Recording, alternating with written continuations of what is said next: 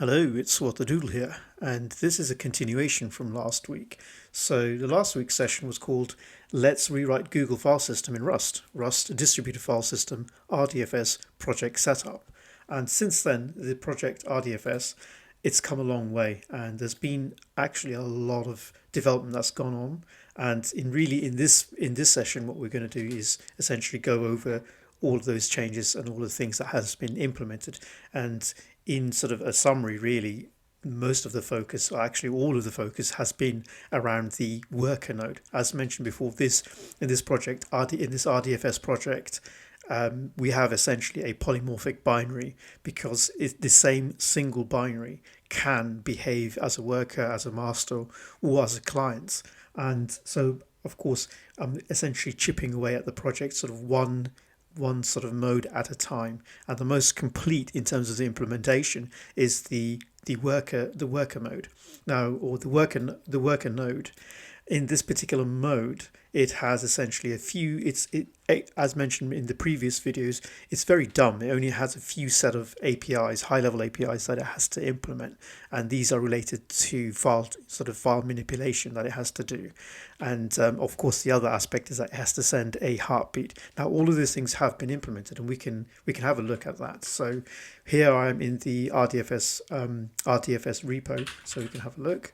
And this is the latest commit. Now what we'll do is we will quickly build this. So yeah, this has already been built, so that's fine. So I don't need to rebuild it. And what I'll do is I will open up the code, the Visual Studio Code, so I can go through the code and show you all of the various different things that have been added. So we'll close this for now. And okay, so starting on the actual main entry point, there has been a change to the argument parsing. So one of the things that had to be changed was when I was doing the testing, I realized especially when you run it on if you run a binary on the same machine for testing purposes, you'll have conflicting issues because they'll all try to the process will try to bind to the same port. And so what I've done is I've added a port, and this is an optional. You don't have to pass it in. And the way that works is essentially it will default it. So but when you don't pass that optional extra argument, it will default it to port 8888. But of course you can specify. And the way you do that is that you'd say mode, worker, or master, and then the port number that you want to run on. And later on you'll see how this comes in handy. But anyway, so that's the main sort of change in the arguments part of it.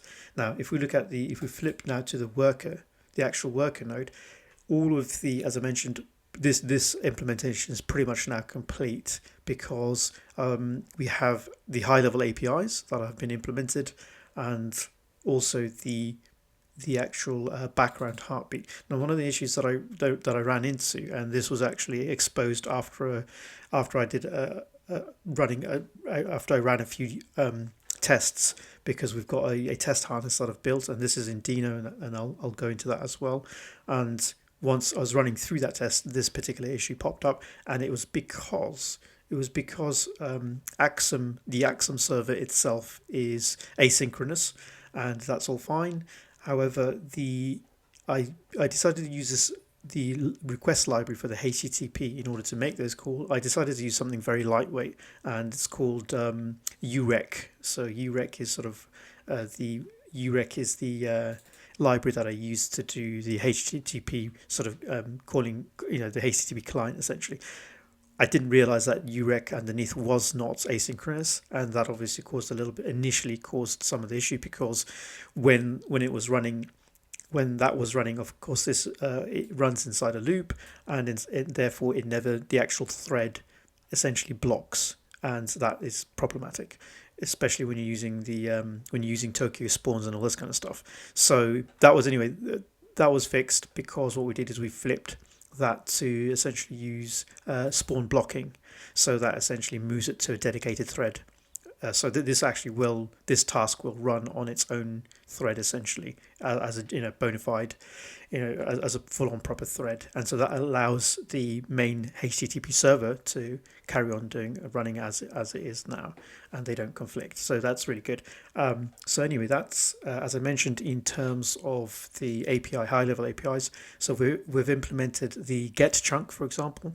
So the way we've done that, one thing I like about Axum, as I've been using this, one of my first sort of foray into using the Axum web server, I do like the fact that quite a few things like the JSON serialization and deserialization is already handled for you, and you obviously use a Serde behind the scenes, which I'm very familiar with, and so it's very trivial to create the structures in terms of both the response and in terms of the request payload as well as the response. It's very trivial. You can set it all up here and using Serde, and then finally Axum has this concept of extractors, and it's trivial to then use those extractors and to be able to automatically handle all of that marshalling. So from the code perspective, I don't need to worry about malformed JSON or invalid JSON or anything like that, because the code will simply not allow an illegal structure that doesn't pass essentially.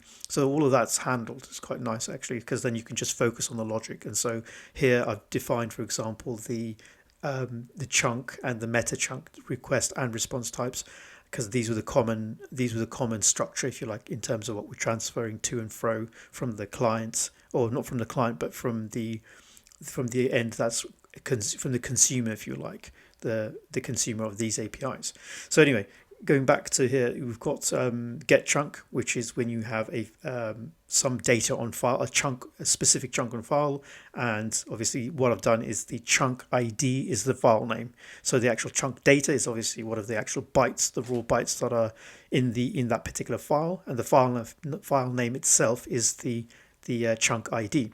So of course, in this particular one, you have to pass a chunk ID, and essentially what it'll do, if of course either that file exists or it doesn't. If it doesn't, it will send a 404, so HTTP 404 not found. And if that does exist, then what it'll do is it'll load that up, and what we do is we take that chunk and we base 64 encode it. So all of those binary bytes essentially, we convert that to a string representation, and then we encode that as JSON, and then we send that back. Of course, if there's any issues or whatever, we then respond with a internal error HTTP error status code. There is another aspect as well that has been done, and I just remembered now, is the authentication. So remember when we mentioned in the original, so if we go back in the actual sort of plan of when this was being built, we said that we would use, in terms of the authentication, for the HTTP calls, we need to pass a token as a custom header value, which is the X RDFS token. This will be used to check when using authentication middleware in Axum. And that's essentially what we've done here, is we've created a middleware in Axum, and I don't want to get too much into middlewares of Axum because this is more of a library-specific thing. But essentially what happens is that this runs, as a middleware, and so all of the HTTP calls that go through to the web server, this is checked, and really all it does is that it checks to see if the header, which is it checks for a header X RDFS token, and then because we pass in the configuration, which is if you remember, the configuration is loaded in. That's not the configuration. We load in the configuration from the environment variables, which essentially the configurations are injected in. And once that is injected in the actual authentication, we're able to get that configuration, and from the environment, so we're able to pull those injected configuration from the environment variables, and then we can check essentially to make sure that the token that's passed in the header is actually, they align. If they do, of course, we let the middleware run the next part of the response, if you like, or the response handler, as we pass it on to the next response handler. Of course, if it doesn't match, or if it doesn't even have that header, for example, then we immediately terminate the call and respond with an unauthorized HTTP response code. So that is the authorization in a nutshell. So, and this is used both for the master as well as the worker. And of course, also so both of the master and the worker, they both have HTTP servers. That is the actual data communication plane. So going back to the worker, we can see where that middleware is actually done. It's actually here. So we do route layer middleware from function, and then we pass in that particular pass in that function that does the authorization for that middleware. We also pass in the configuration into the layer. Into the router or router essentially, and so that's how these calls. By the way, they are actually authenticated. These calls will not execute if they're because the middleware will stop that call ever happening. So it's already secured. If there's no token, these are secure routes, if you like. So these handlers will not execute unless that token exists and the token is valid and it matches. So that's just to be aware of that middleware. So here, that's why in this logic you don't see any authentication logic, because it's already handled in the middleware.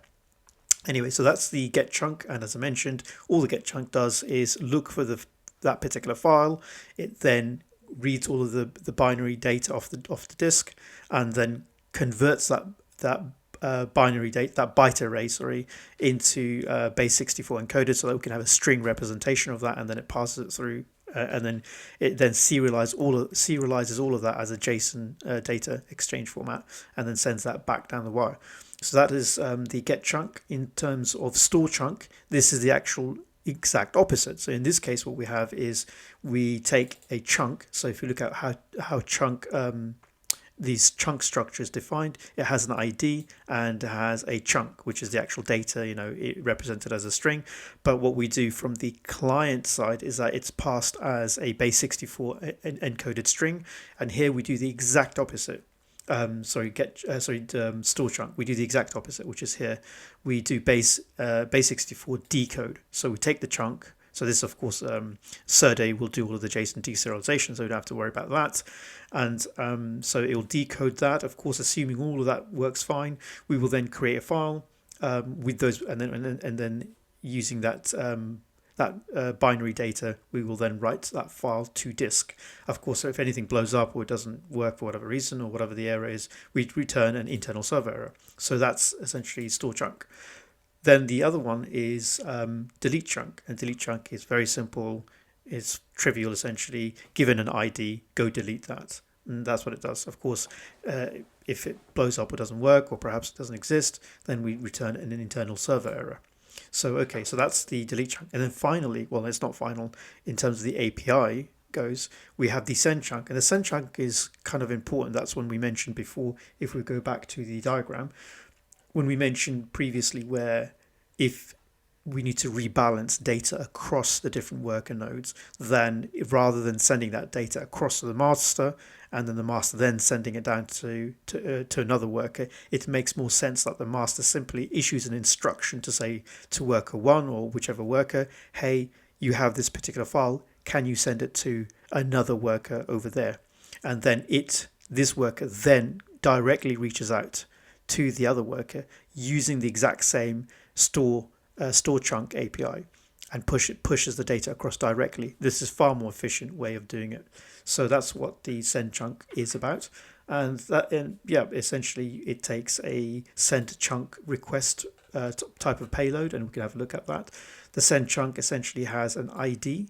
So that's the ID is the chunk that it should load from its local disk, its local storage, and the target is where it should send that, essentially. And so that's exactly what the send chunk does. So if we have a look at the send, if we have a look at the send chunk handler, it essentially, of course, the chunk that it needs to send has to actually exist on disk. If it doesn't, then we do 404 that it hasn't found that particular file. If the file does exist, then what we do essentially, we just load it up. We base encode the binary into base 64. So we create that chunk payload JSON structure, and then we simply just do a post to the target. So that's the target that's actually mentioned, like as in where to send that, and then it tries to send it. Of course, it could fail, and like that particular, the actual HTTP call could fail, or the whole thing could fail. And again, on each of those failure cases, we respond with an internal server error. So that's done. And then finally, the behind the scenes, we have to make HTTP sort of heartbeats to the master server, so that the master server is number one aware of all the worker nodes that are connected to it in the cluster, but also knows, and based off that, it can make all that decision in terms of where to distribute the different chunks. And so that's quite important. Now, at the moment, I've just kept it very simple. It just makes the endpoint in a loop, in an endless loop, and then sort of essentially goes to sleep for 4 seconds, essentially. Or of course, that could be, we could create some sort of parameter or something to make that dynamic if need be. But for now, it's just on a fixed cycle.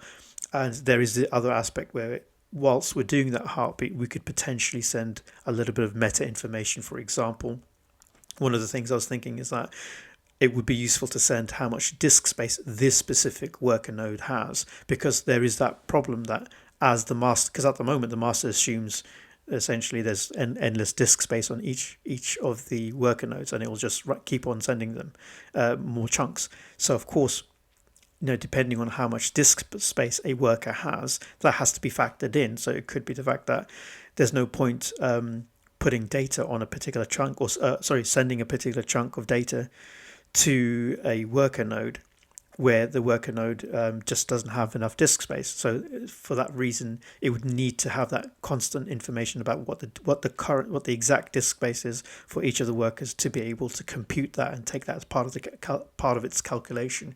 So that's what all of that does. So that's fine. Now I want to quickly jump to the actual test part of it. Now the test part, we use the Dino tasks, and the cool part of it. So if I show you the actual test itself, so this is the actual test. Now, of course, I haven't done the full automation of this, so we do have to run up the binary, and we'll do that in a second, and I'll show you.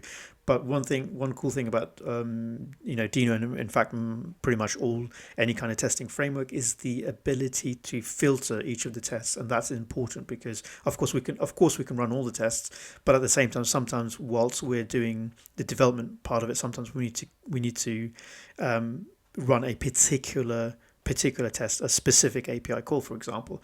And thankfully, with the Dino task and in combination of the filter, I was able to do that. So what I've done is essentially created these specific isolated ones, as well as a generic one which will test all of them. But the specific ones, we essentially we pass a -- filter. And what the filter will do is it will look at the, if we go back into the actual test, if you look at the actual name of it, which is here, this is the actual where it filters on. And as you can see, I've put things like, for example, get chunk OK, delete chunk, send chunk, store chunk. There's also things like store chunk as well, token, store chunk, get chunk OK.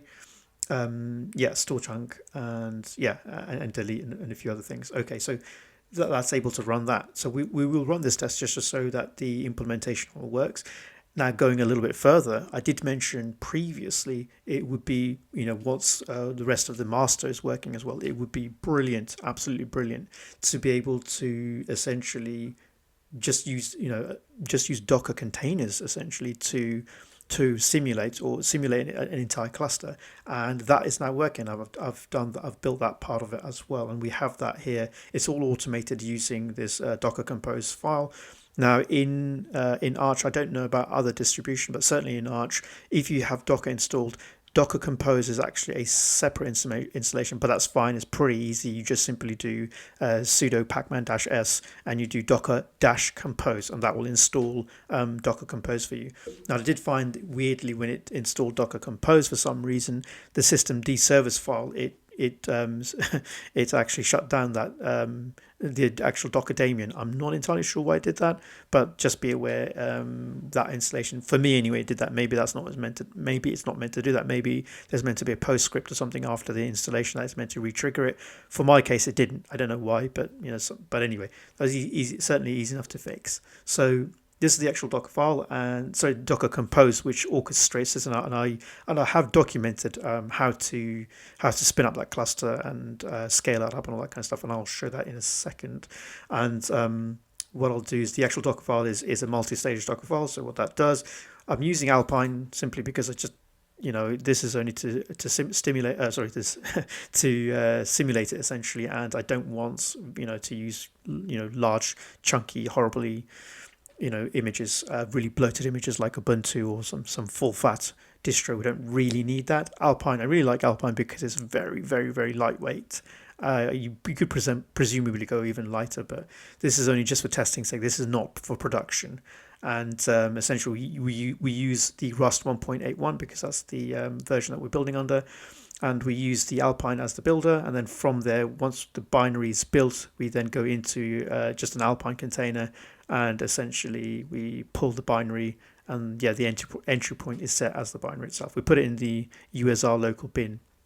That's where we copy across. So it's pretty straightforward how to use that. So I think what we'll do is I'll first let me just close that. No, I don't want to say. So what I'll do is what I shall do is let's open up another. Let's close this because I don't really need that. So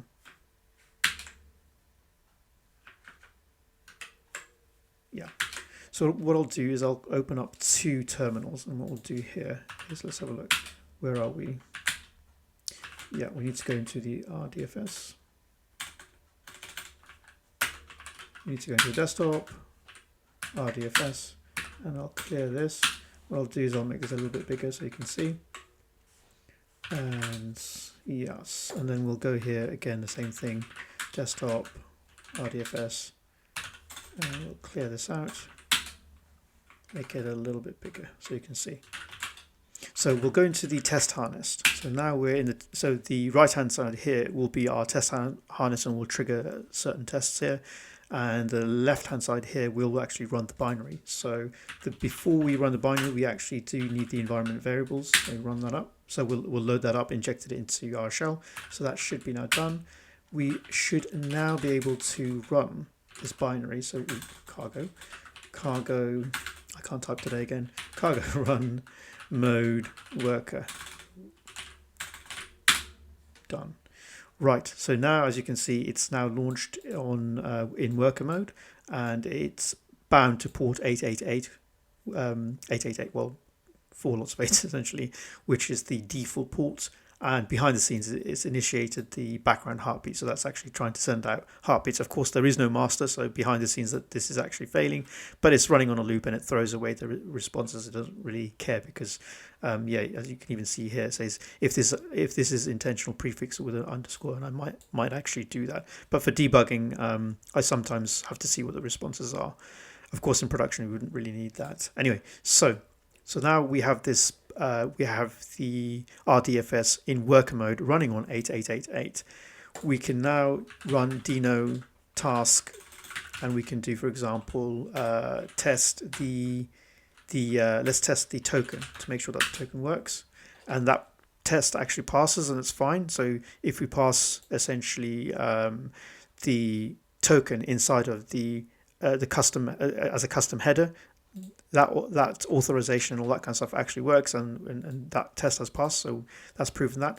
Now if we do, for example, we want to pull a chunk from the chunk server, so let's do that. So dino task test get, and you can see on here that API call actually again is passed, and you can see get chunk with ID and readme, and as a test all I've done is I've actually told it to pull the readme, and it's actually done that. So the readme is actually here if you have a look. So it says here the output ID is readme, and the actual data chunk here it is in base 64 encoded. So that's the entire file, as you know, in terms of the binary itself, base 64 encoded. There it is. So it's pulled that back. So that works. So we can get a chunk. Now we want to store a chunk. Now in order to, as part of the store test, what I shall show you if I clear that.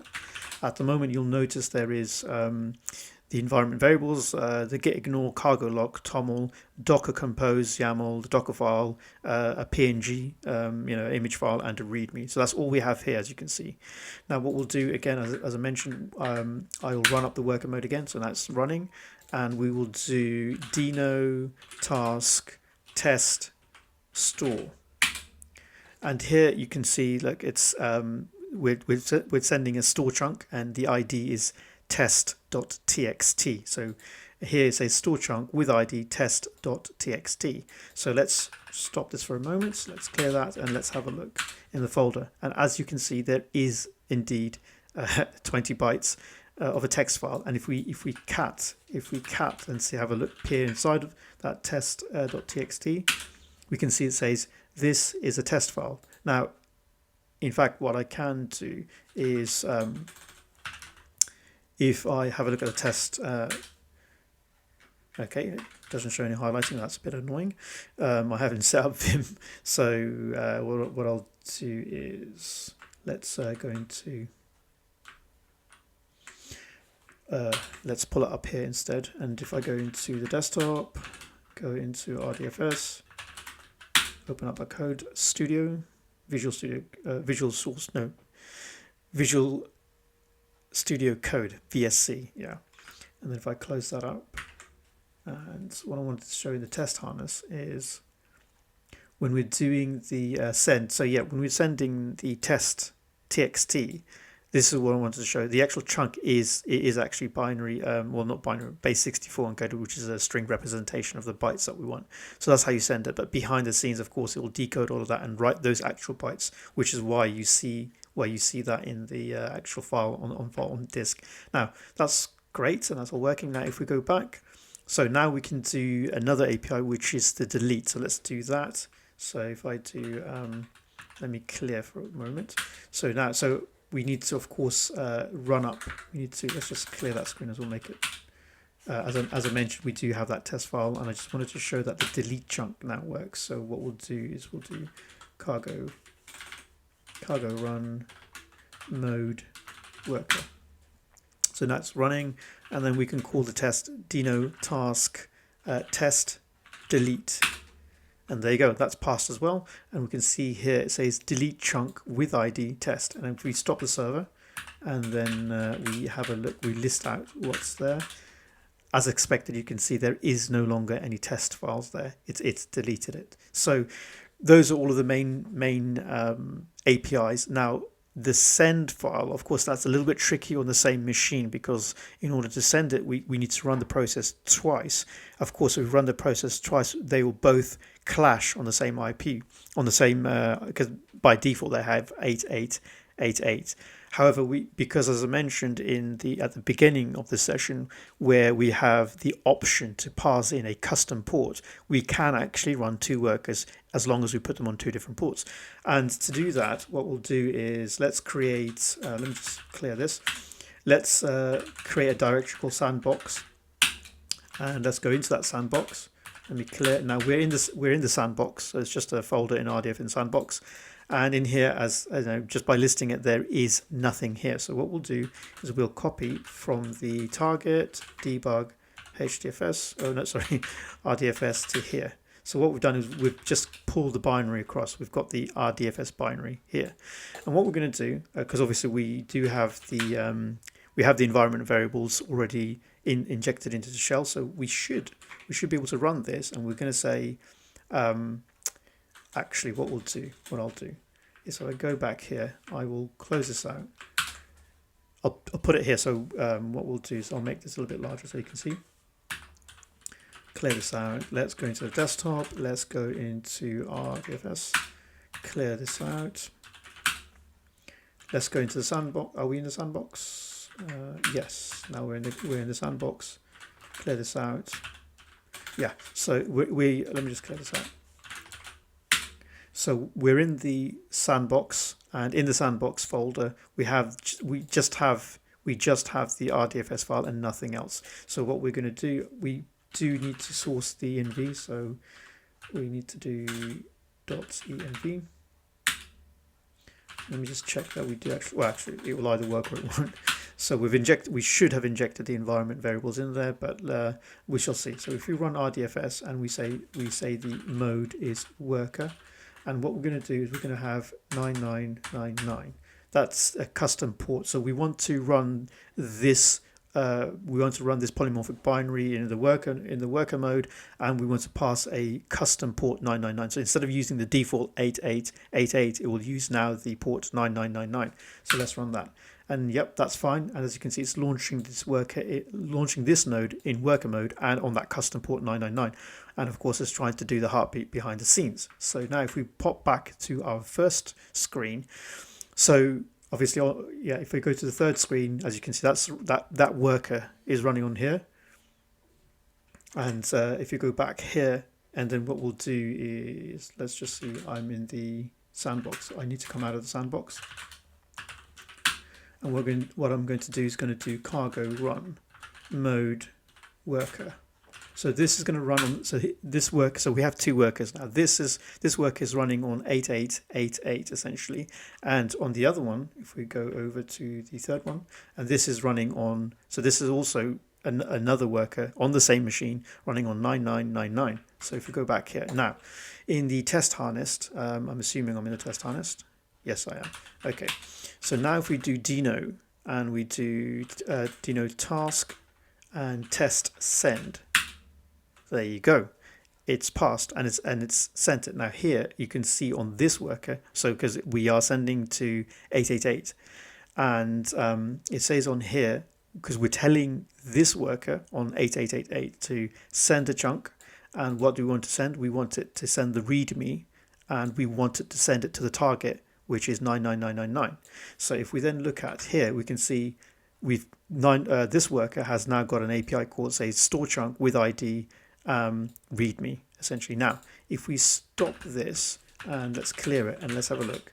And indeed, we do have that file, which we did not have before because that's been sent across from the other worker. So if you go back to this worker, so that's essentially the ability for the master to be able to call the API to tell it to send data between different worker nodes. Of course, it would need to know where each of the IP addresses are and all this kind of stuff, but that we get that from the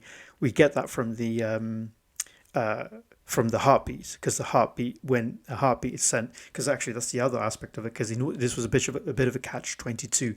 In order to implement the heartbeat on the worker node, I did have to kind of slightly start on the master node to be able to do something, to be able to at least receive the heartbeat. So with that part of the functionality is done, of course, the next stage will be to look at the master node, because really most of the magic happens between the client and the master node. The worker nodes are pretty dumb. They're this is kind of the easiest part of the project, really.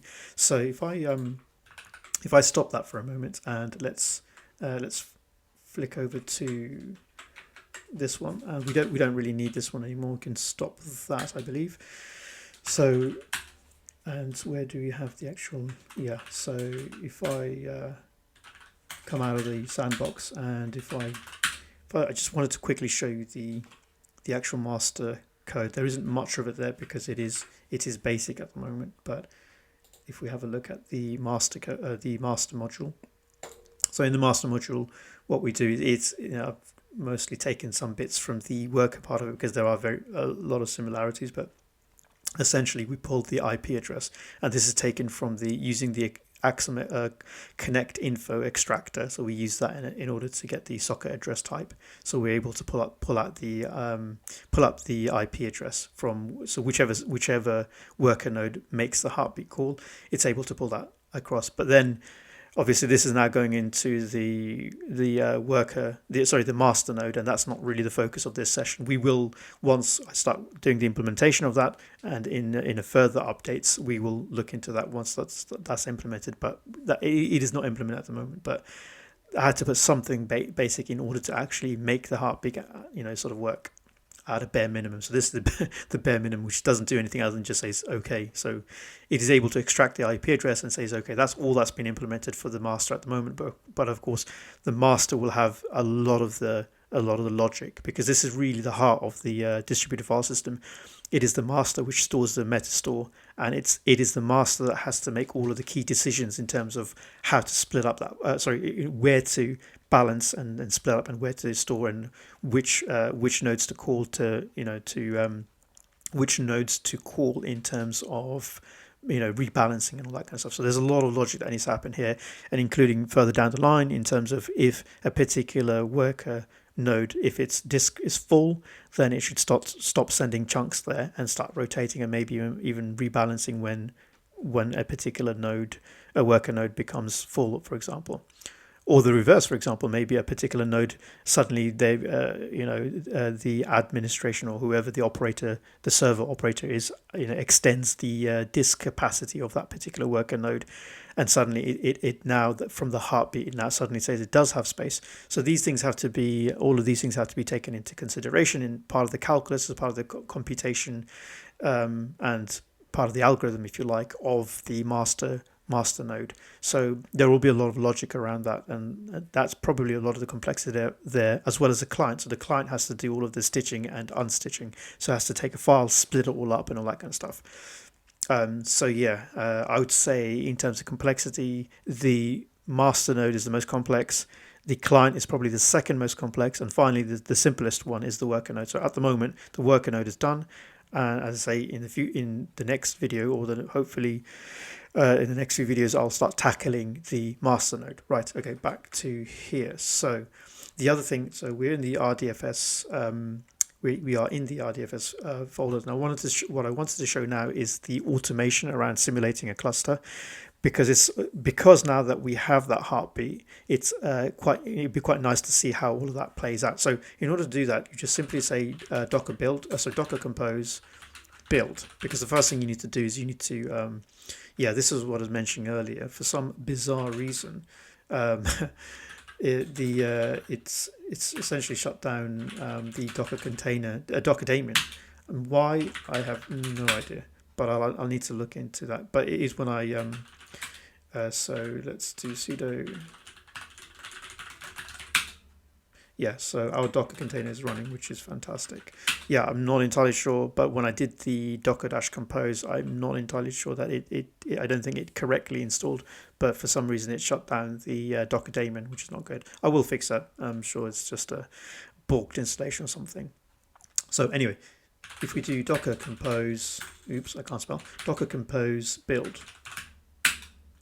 Now, I've already downloaded the actual Rust 1.8.1-Alpine. Although it's slimmer than if it was Ubuntu, it's still pretty chunky because it has to have the entire Rust toolchain, which is around like a gig plus or something like that.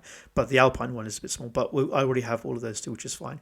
So right now it's actually doing the build of the actual binary, the RDFS binary in. So you can see here, run cargo build -- release. So now what that's happening is inside. So this is building our RDFS binary, polymorphic binary inside of the container itself, but it's using a multi-stage Docker container to do that.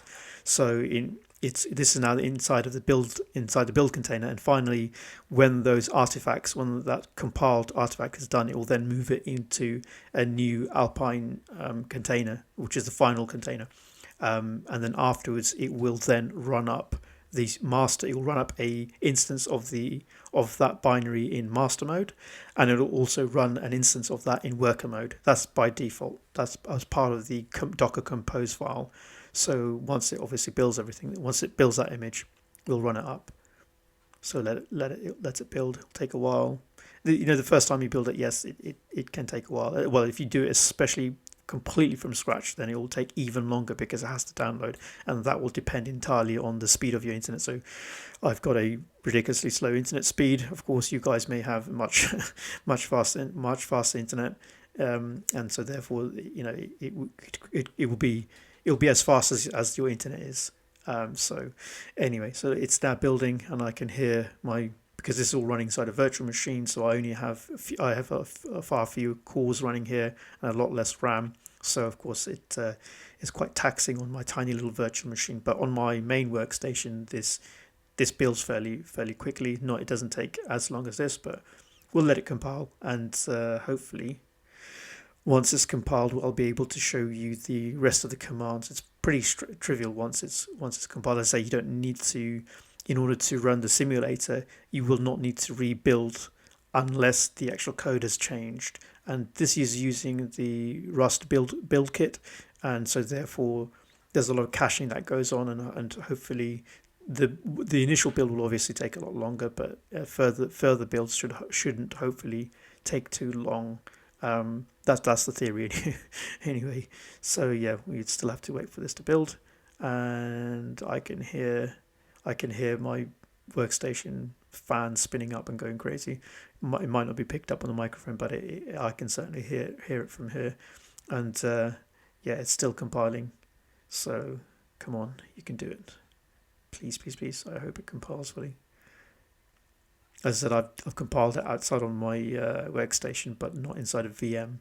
So I mean, I don't see any reason why it shouldn't compile. I mean, it certainly compiles outside of the container, so there's no reason why it would not compile inside a container, because it's these are just CG groups, and just namespaces and whatnot. So they have their own little kind of virtualized network stack, but ultimately it's still the same process that's running. It just has its own root file system essentially. So, still building. I hope it hasn't crashed. It doesn't look like it's crashed. Or maybe it has crashed. Ooh, I think it has crashed. Oh dear. Oh dear, oh dear. Right, what I'll do is, that's unexpected. I had not expected it to crash. But what I will do is I will stop the recording here, and I will then get it to build correctly, because I don't want to bore you guys with the actual build inside a container. And then obviously once it's built correctly, I'll continue the recording, and then I'll stitch the recording together. So right, apologies about that. My virtual machine completely froze because it jumped up to 100% and completely crashed and choked. So I had to completely shut down the entire hypervisor and reboot everything. But however, since rebooting, I have been able to successfully compile the container image, or not compile, but build the container image, and we can prove that because if we have a look at the images, we can see the RDFS images here, and the size is 13 megabytes. Of course, 5 megabytes is the actual Alpine itself, and the rest of it is the actual Rust binary. So that's fine.